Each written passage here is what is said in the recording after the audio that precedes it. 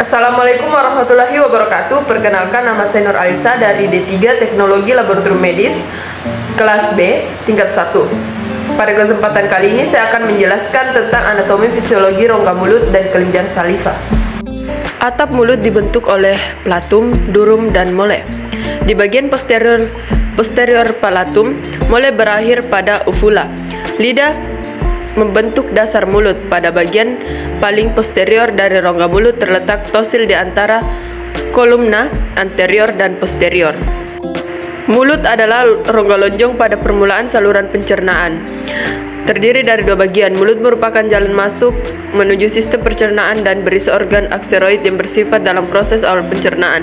Secara umum terdiri dari dua, yaitu satu bagian luar atau vestibula, yaitu ruang di antara gusi, gigi, bibir, dan pipi. Dua, bagian rongga mulut, bagian dalam, yaitu rongga yang dibatasi sisinya tulang maxillaris, palatum, dan mandibularis di sebelah belakang tersambung dengan faring.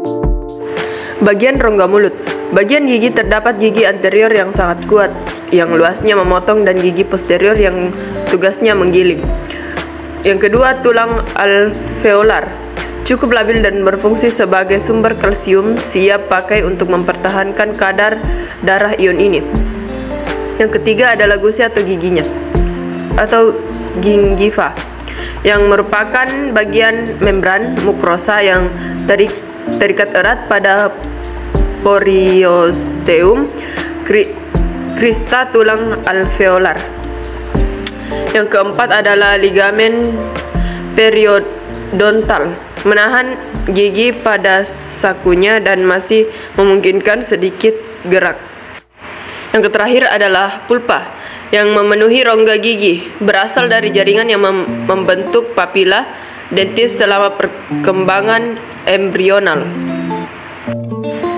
Lidah. Permukaan belakang lidah yang terlihat pada saat seseorang membuka mulut ditutupi oleh selaput lendir yang mempunyai tonjolan-tonjolan papila. Dan pada papila ini dapat alat pengecap atau taste bud untuk mengenal rasa manis, asin, asam di ujung depan dan pahit di pangkal lidah. Kelenjar ludah terdiri dari kelenjar parotis. Kelenjar parotis merupakan kelenjar ludah terbesar, letaknya di bawah depan dan telinga di antara proses mastoid kiri dan kanan mandibularis. Kelenjar submaxillaris terletak di bawah rongga mulut bagian belakang. Kelenjar sublingualis di bawah selaput lendir bermuara di dasar rongga mulut. Jaringan sekitar rongga mulut. Bibir dengan bagiannya bibir atas, bibir bawah, tepi bibir, sudut bibir, tubercle, tonjolan bulat pada bibir atas tengah. Filtum, yaitu lekukan antara tubercle dan hidung. 3. Labiomental groove, yang berjalan horizontal di bawah bibir yang membatasi dagu. 4. Nasobial groove, lekukan antara hidung atau nasal dan bibir atau labia. Yang kelima, dagu, bagian depan tepat di bawah bibir. Gigi, geligi, dan tulang palatum. Fungsi gigi sebagai bagian dari mulut dalam proses matrikasi atau pengunyahan. Mengunyah ialah menggigit dan menggiling makanan di antara gigi bawah dan gigi atas, serta dibantu oleh gerakan lidah dan pipi dalam memindahkan makanan ke platum keras ensit gigi. Setelah makanan terpotong-potong dan tercampur dengan saliva, maka akan masuk ditelan untuk proses selanjutnya. Sebuah gigi mempunyai mahkota, leher, dan akar. Mahkota gigi menjulang di atas gusi, lehernya dikelilingi gusi, dan akarnya berada di bawahnya. Gigi dibuat dari bahan yang sangat keras, yaitu dentin. Di dalam pusat strukturnya terdapat rongga pulpa. Komponen penyusun gigi. Emal gigi adalah substansi paling keras di tubuh. Dentin terletak di bawah email, terdiri dari rongga-rongga berisi cairan. Sementum akar gigi ditutupi lapisan sementum tipis yang jaringan bermineral yang sangat mirip tulang. Pulpa merupakan bagian yang lunak dari gigi. Pulpa gigi berisi sel jaringan ikat, pembuluh darah, dan serabut saraf. Selanjutnya adalah kelenjar saliva. Secara istilah, saliva berasal dari kata benda yang berarti kolektif. Istilah ini menggambarkan bahwa saliva dihasilkan oleh sebagai macam sumber yang berbeda-beda. Saliva sebagian besar disekresikan oleh kelenjar eksokrin di dalam rongga mulut yang disebut kelenjar saliva. Kelenjar saliva dalam rongga mulut tersusun dari 3 kelenjar saliva mayor, yaitu kelenjar parotis, kelenjar submandibularis, dan kelenjar sublingualis, serta beberapa kelenjar saliva minor yang tersebar di mukosa rongga mulut. Saliva diproduksi oleh 3 pasang kelenjar saliva mayor, yaitu parotid, submandibular, dan sublingual, beserta kelenjar minor yang tersebar di bawah epitel oral. Tiap kelenjar terhadap total volume saliva berkontribusi sebanyak 30%. Dari kelenjar parotid 60% dan kelenjar submandibular 5% dan sublingual dan 5% dari kelenjar minor. Faktor terbentuknya molekul dalam saliva melalui thick jute cell di kelenjar saliva. Aliran ini dipengaruhi oleh berat molekul. Aliran melalui membran sel asinar yang kaya akan lipid. Jalur ini dapat dilalui oleh molekul lipholik seperti progesteron dan kortisol. Seleksi aktif, dan yang terakhir kontaminasi darah dan serum dapat mengalir melalui gingiva. Jika oral hygiene buruk dan atau pasien malnutrisi, aliran darah, serum, dan gingiva semakin signifikan. Kelenjar parotid adalah kelenjar saliva terbesar dengan berat antara 15 sampai 30 gram yang berukuran 6 kali 3 cm. Volume kelenjar patorid adalah 2,5 kali lebih besar daripada kelenjar mandibula yang 6 kali lebih besar dibandingkan dengan kelenjar sublingual. Duktus kelenjar patorid disebut Stensen's ducts yang bermuara di daerah setinggi molar 2 atas. Kelenjar submandibula terletak di segitiga submandibula yang terdiri dari bagian anterior, anterlor, dan posterior di gastritus dan tepi inferior mandibula. Beratnya adalah sekitar 50% berat kelenjar parotid dengan berat antara 7 gram sampai 15 gram. Duktus kelenjar submandibula bermuara di ductus Wharton yang terletak di dasar mulut pada kedua sisi frenum lingualis. Kelenjar saliva yang berukuran paling kecil adalah kelenjar sublingual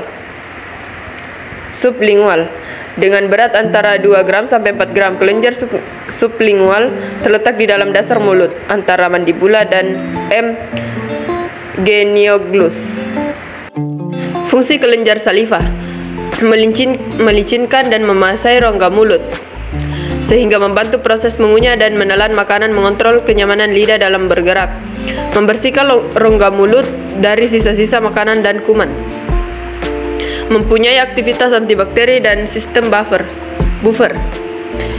membantu proses pencernaan makanan melalui aktivitas enzim peliatin, amilase luda dan lipase luda, membasahi dan melembutkan makanan menjadi bahan setengah cair ataupun cair sehingga mudah ditelan dan dirasakan. Berpartisipasi dalam proses pembekuan dan pengunyahan dan penyembuhan luka karena terdapat faktor pembekuan darah yang epidermal growth factor pada saliva. Jumlah sekresi air ludah dapat dipakai sebagai ukuran tentang keseimbangan air dalam tubuh, membantu dalam berbicara, pelumasan pada pipi dan lidah. Sekresi saliva yang bersifat spontan dan kontinu disebabkan oleh stimulasi konstan saraf parasimpatis dan berfungsi menjaga agar mulut serta tenggorokan tetap basah setiap waktu. Yang pertama, refleks saliva sederhana atau tidak terkondisi. Refleks saliva sederhana terjadi saat baroreseptor di dalam rongga mulut merespon adanya makanan. Gerakan gigi mendorong sekresi saliva walaupun tidak terdapat makanan karena adanya manipulasi terhadap reseptor yang terdapat di mulut. Yang kedua, refleks saliva didapat atau terkondisi. Pada refleks saliva didapat, sekresi saliva dihasilkan tanpa rangsangan oral. Hanya dengan berpikir, melihat, membaui, dan mendengar suatu makanan yang lezat dapat memicu pengeluaran saliva melalui refleks ini. Faktor yang mempengaruhi laju aliran saliva. Yang pertama adalah derajat hidrasi. Apabila cairan tubuh berkurang 8%, maka kecepatan aliran saliva berkurang hingga mencapai 0. Posisi tubuh. Pada posisi berdiri, laju aliran saliva mencapai 100%, dan pada posisi duduk 69%, dan pada posisi terbaring 25%. Paparan cahaya. Dalam keadaan gelap, laju aliran saliva mengalami penurunan sebanyak 30-40%. Irama siang dan malam. Laju aliran saliva memperlihatkan irama yang dapat mencapai puncaknya pada siang hari dan menurun pada malam hari. Obat. Penggunaan antropin dan obat kolinergik seperti antidepresin trisilik, antipsikotik, benzodiazepin, atropin, blocker, dan antisitamin dapat menurunkan laju aliran saliva. Usia. Laju aliran saliva pada usia lebih tua mengalami penurunan, sedangkan pada anak-anak dan dewasa laju aliran saliva meningkat. Efek psikis. Efek psikis seperti berbicara tentang makanan dan melihat makanan dapat meningkatkan laju aliran saliva. Jenis kelamin. Laju aliran saliva pada pria lebih tinggi daripada wanita, meskipun keduanya mengalami penurunan setelah radioterapi. Mungkin itu saja yang dapat saya sampaikan seputar anatomi rongga mulut dan kelenjar saliva. Kurang lebihnya mohon dimaafkan. Wassalamualaikum warahmatullahi wabarakatuh.